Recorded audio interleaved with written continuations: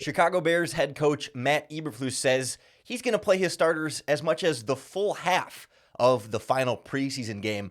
That's a smart move for a Bears franchise that needs every rep it can before week 1. You are Locked On Bears, your daily Chicago Bears podcast.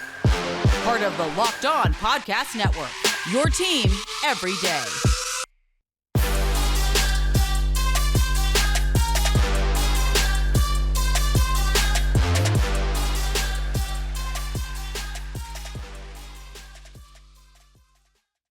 This is Locked On Bears, and I'm your host, Lorin Cox. I'm here to bring you your daily, in-depth Chicago Bears news and analysis. You can follow me on Twitter at CoxSports1. You can follow the podcast on Twitter at Locked On Bears. You can like Locked On Bears on Facebook, join the Locked On Bears Facebook group for even more Bears talk, and make sure you hit that subscribe button on the Locked On Bears YouTube channel to keep up with all of our video podcasts as well. Thanks for making Locked On Bears your first listen today. Today's episode is brought to you by LinkedIn Jobs.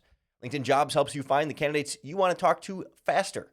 Post your job for free at linkedin.com/lockedonnfl. On the show today, we look at the Chicago Bears' decision to play the starters for a full half in this final preseason game and why it's a good idea. And we shouldn't be too worried about how things might play out on the field against Cleveland. We'll kind of go through why this team needs it, why it's not as big of a concern as you might make it out to be. We'll look at who needs it and who doesn't. And specifically, we'll hear from center Sam Mustipher about what they sort of experienced in the first 2 preseason games. And I think for me, it illustrates why one more preseason action game in particular will be important for this team to kind of put everything together before week 1. Matt Eberflus started off his press conference on Tuesday announcing, hey, this is a simulated game week for the Chicago Bears. They're essentially going through, Monday through Friday as though it would be a regular season game they're playing this weekend. Obviously not going to treat it like a regular season game when they're on the field, but he did say he's going to play his starters and going to play them longer than we've seen them through any of the first 2 preseason games. He indicated that most of the starters will play all the way up through halftime. One of the things in particular he wants to see is how the starting offense and defense do in 2-minute drill type situations where it's a real 2-minute drill and not just a practice 2-minute drill. Eberflus did indicate that, some of the more veteran experienced players might not play that full half, that they might exit out a little bit earlier, but guys like Justin Fields, for example, he confirmed likely to play that entire first half, barring something unexpected. And I think it garnered some mixed reactions. You get some Bears fans thinking, great, we get to see this offense more. It'll be fun to have more than just a drive or 2 so we can see how they might build a rhythm over time and get some chemistry and really hammer some things out before week 1. And I think there's another sector of Bears fans saying, wait a minute, why are we risking this starting lineup and these key players to potential injuries in a meaningless game? Why play them so long? Give them a few snaps to get the swing of things and then pull them back out just like you did the other 2 preseason games, or don't play them at all. They've already played 2 preseason games. How much more do you need to see in non-preseason game action? Because Eberflus himself has kind of said the preseason games to them don't matter as much as what they see at practice, that because it's such a small sample size and there's not a lot they can sort of control about the variables, they look more at the bigger sample size of the practices, the weeks and weeks of practices at training camp will go farther to determine who's going to make this 53-man roster than purely what they saw in the preseason game. But I'm convinced that playing them in this game, especially the non-experienced players or the younger guys, is exactly what this Bears team needs. Because when we've seen the starting offense in particular, less so the starting defense, but to some extent the defense, in either of these first 2 preseason games, this has not looked like a starting lineup that is regular season ready. We've seen the backups play fairly consistently, but I think part of it is because they get that chance to get into a rhythm and kind of get used to the game flow a little bit. And when you throw the offense out there and say, all right, 2 drives, show us what you can do, it eliminates some of the context that you get throughout the ebbs and flows of a football game. And so I think there's some real value here as far as getting some of these guys in particular some of that time. I mean, Justin Fields, for example, learning a new offense, working with new wide receivers. I mean, he's only had, these practices and 12 snaps and 15 snaps between the two games each to throw to the likes of Equanimous St. Brown, who he's never thrown to before, or Dante Pettis. Darnell Mooney and Fields don't necessarily need that time to build that connection. And I could see Mooney being a guy that maybe they take out after a couple of drives or the first quarter or whatever in that first preseason game. But all the other wide receivers are still getting on the same page with Justin Fields, especially Velus Jones, who A, is a rookie and would need the time anyway, but B, missed the first preseason game and hasn't had as many opportunities to catch passes from Justin Fields or get up to speed in this Bears offense. So I think there's quite a bit of importance for those guys. And then along the offensive line, of course, the competition on the right side, Larry Borum and Tevin Jenkins, obviously want to see as many snaps as you can of them as that competition continues to push forward and see if they can hold up some of the consistency that we've seen from them so far to fully beat out Michael Schofield at right guard and potentially Riley Reiff at right tackle to solidify that week one starting offensive line. I think you look defensively, probably don't need to see too much of Robert Quinn, probably don't need to see too much of Eddie Jackson, although they've been more inclined to leave Jackson and Jalen Johnson in particular out there a little bit longer than the likes of Quinn, who can kind of rotate in and rotate out. And Matt Eberflus did say they expect Roquan Smith to be ready to go and play in this preseason game. I don't know that, he wouldn't normally need a full half, but given that he's just getting back to practice and has not been in any preseason games or action on the field up to this point, I wonder if this might be a good opportunity for him to play a little longer than you might have normally played Roquan Smith in this preseason game, but knock some of that rust off as well. So I think you can kind of see the formula here as to why there's a lot of value here.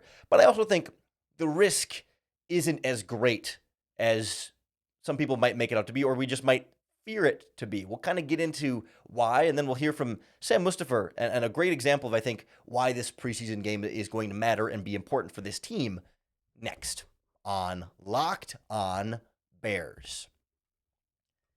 This episode of Locked On Bears is brought to you by our friends at LinkedIn. As you gear up for fall, you're going to need the right people on your team to help your small business fire on all cylinders. LinkedIn Jobs is here to make it easier to find the people you want to talk to faster and, most importantly, for free. You can create a free job post in minutes on LinkedIn Jobs and reach your network and beyond to the world's largest professional network of over 810 million people. I'm on LinkedIn. You are probably on LinkedIn. It's a great way to find a job. If you're a business owner or looking for someone to hire, you just add your job. You can throw in the purple hashtag hiring frame to your LinkedIn profile to spread the word that you're hiring, so your network can help you find the right people to hire. They've got simple tools like screening questionnaires that can make it easy to focus on candidates with just the right skills and experience you're looking for, so you can quickly prioritize who you'd like to interview and hire. It's why small businesses rate LinkedIn Jobs #1 in delivering quality hires versus their leading competitors. LinkedIn Jobs helps you find the candidates you want to talk to faster. Did you know every week, nearly 40 million job seekers visit LinkedIn? Post your job for free at linkedin.com/lockedonnfl. That's linkedin.com/lockedonnfl to post your job for free. Terms and conditions apply. I certainly understand the fear of injuries from playing the starters extended snaps in these preseason games. And I'm fully ready to acknowledge that, yes, every year players do get hurt in preseason games and sometimes suffer season-ending injuries. And sometimes it's important players that suffer season-ending injuries. There is undisputably a risk of playing players in a preseason game with injury. And the idea being that, well, the preseason games just don't matter, so why bother risking it?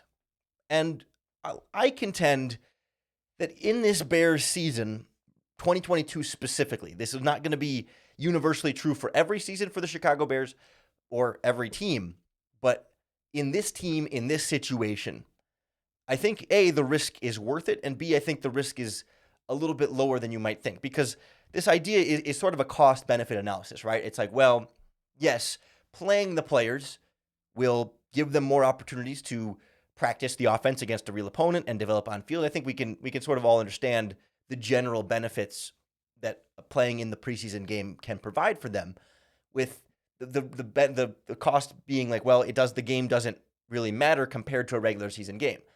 But I just wonder if maybe in this Bears season in particular, do we overvalue regular season games comparatively to preseason games? That yes, whether the Bears win or lose against the Browns this weekend does not make any difference whatsoever on anyone's job or how the team does or anything meaningful at all in the sport.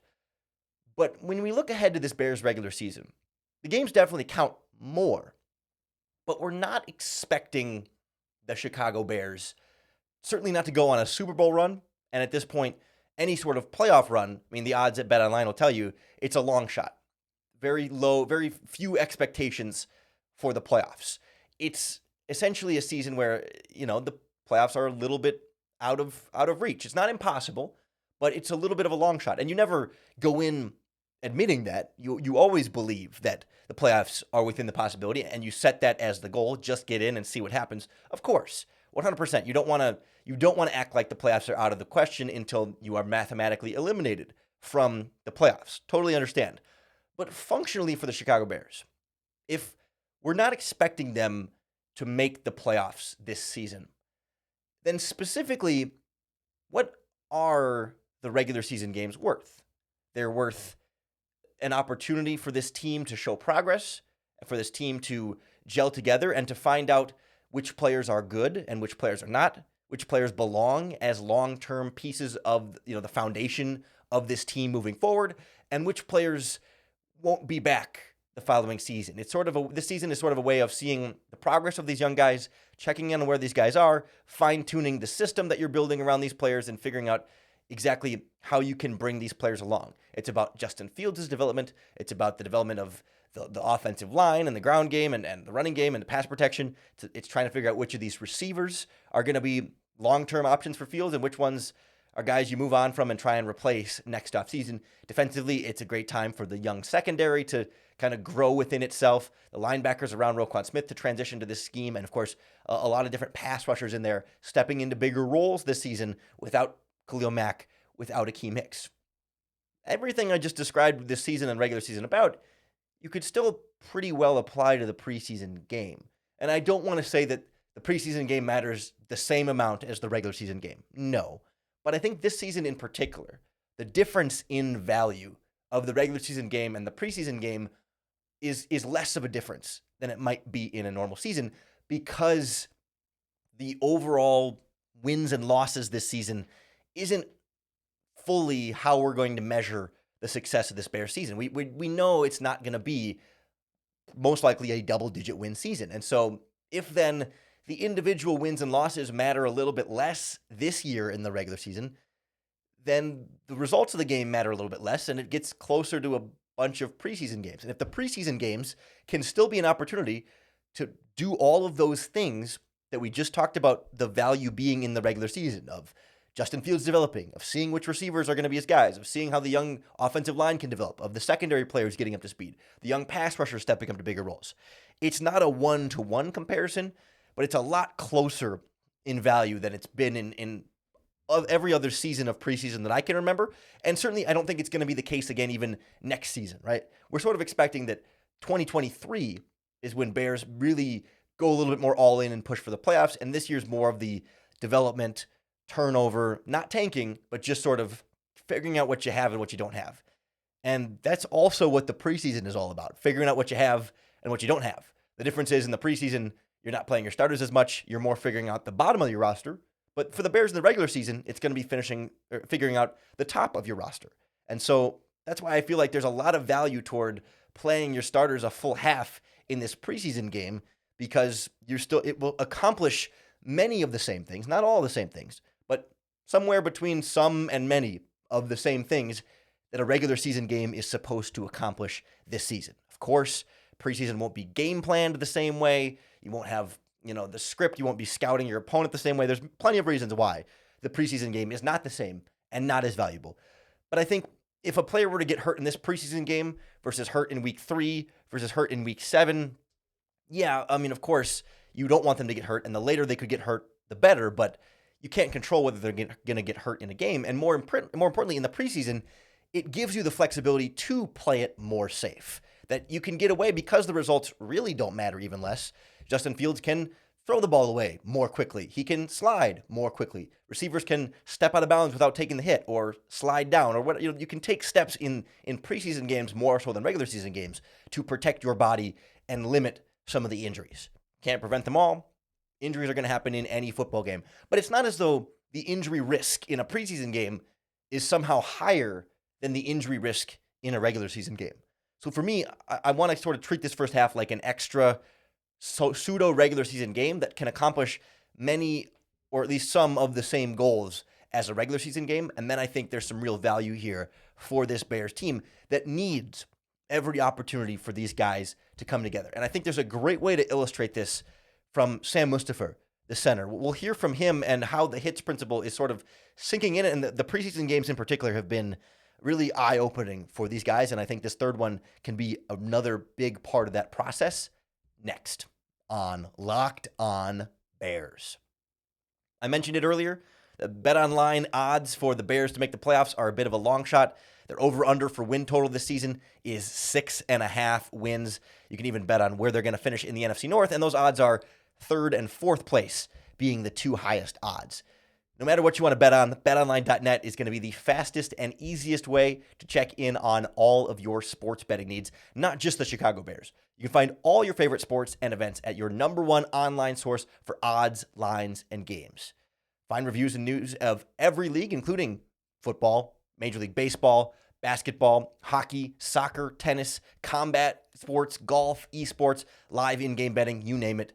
BetOnline is here for you. They continue to be the top online resource for all of your sports wagering information. The scores, the podcast, they have you covered. Head on over to BetOnline today or use your mobile device to learn more about the action happening today. BetOnline, where the game starts. We've heard all offseason about Matt Eberflus's hits principle going into place. And over time, you keep hearing about it over and over again, and you can kind of be like, all right, we get it, right? We get it. They're going to hustle. They're going to hit hard. They're going to generate turnovers. They're going to be intense. We get it. Coaches all say that all the time, and every coach wants their team to hustle, and every coach wants their teams to tackle, and every coach wants their team to generate turnovers. We kind of get it. But we got a really good illustration of how this is actually taking effect and having an effect in reaching these players, specifically in these preseason games. Sam Mustipher gave a great example with himself through the first 2 preseason games against the Chiefs and the Seahawks that I think illustrate why this principle is working, but then also why this 3rd preseason game is another important step of this sort of measuring stick of them still getting used to the system, and why it's so much more important, especially in this first season of the Eberflus regime and this current state of the Bears team in 2022. How is the hits principle instilled? And don't guys like yourself feel like, hey, I've been doing the hits principle my whole life. You know what I mean? This is how I got to the NFL. Yeah. How do you go even further? For sure. No, that's a great question.